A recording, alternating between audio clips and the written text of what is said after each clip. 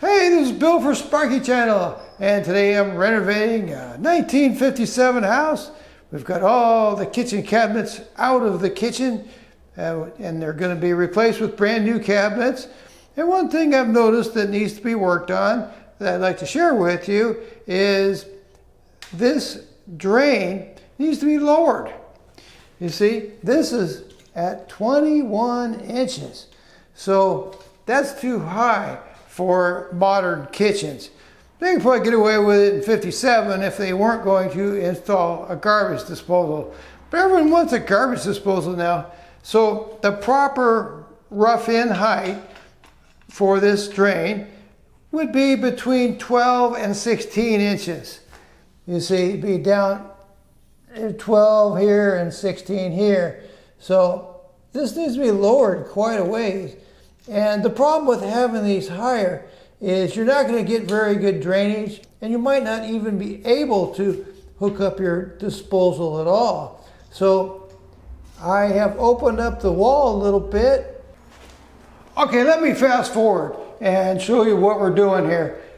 You know, when you're working on an old 1957 plaster house, you open up the walls, weird things are going to happen, right?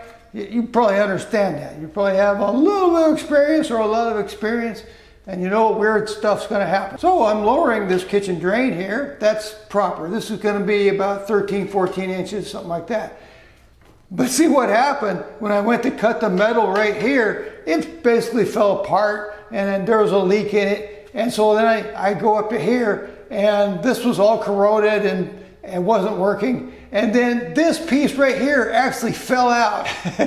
It wasn't attached up here at all. So I had to go all the way up here. This is cast iron up here. And I was able to clean out the threads enough to get a threaded piece of ABS in there with caulking all over the threads. I got it in there real good. It's nice and strong, and I caulked around it. And this is a flexible coupling right here.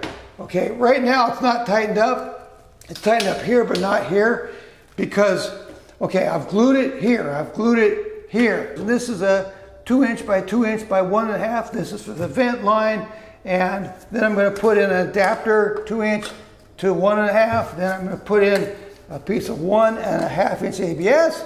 And then this is an adapter that goes to your 1.25 inch PVC. You put that on there. You see, I'm dry fitting it all right now. I'll glue it in just a little bit. But one important point is that you can have this come straight out if that's convenient. Okay, that can come straight out, or you can have it come out as much as 45 degrees or so. I need to get over here this way. So I'm going to put mine at 45. And that's going to serve me real well. But when you make one for yourself, put it at the angle that you need it. So I'm going to go ahead and glue all this together.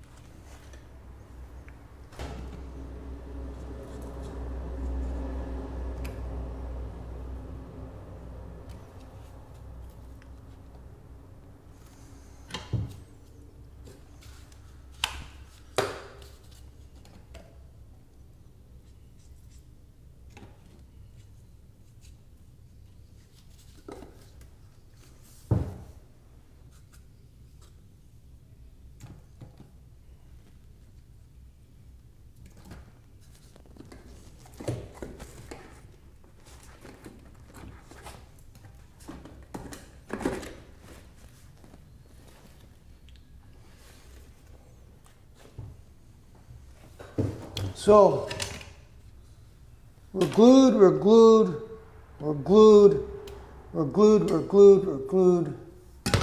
This is glued. So now I'm going to tighten this one up here. It's the last thing because I needed the play moving this up and down a little bit to fit all the pieces together. So I'm going to tighten this up.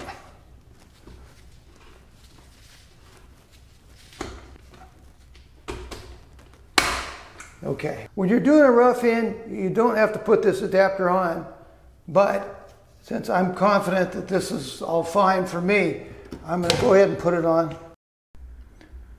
So here's the final job right here. You see, I got it at about 13.5 inches, something like that, off the floor. It was 21 inches off the floor when I started. And then I ran into all kinds of problems, but I've replaced it all right here, going to a flexible coupling that attaches onto the old cast iron. I'd say that this is a very nice upgrade for this old house.